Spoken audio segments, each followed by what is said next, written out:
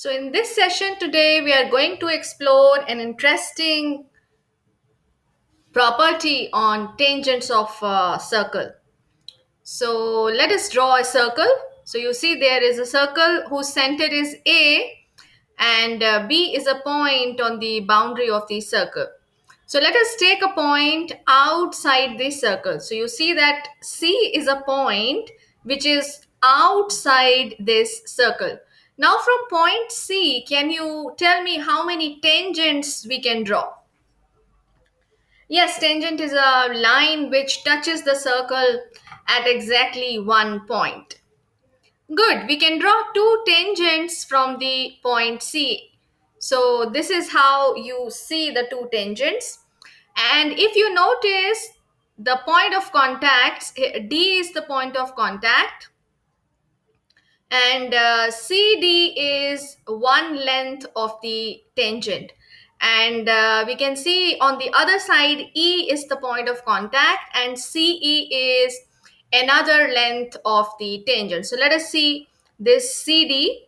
So we have CD as one tangent. This is representing the length of the tangent, and CE is another tangent. So let us see what is the relation between CD and CE.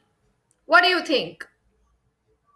Yes, you are right. The lengths of tangents drawn from an external point to a circle are always equal. Now, at present, you see that CD has the length 4.13 centimeters and CE is also 4.13 centimeters.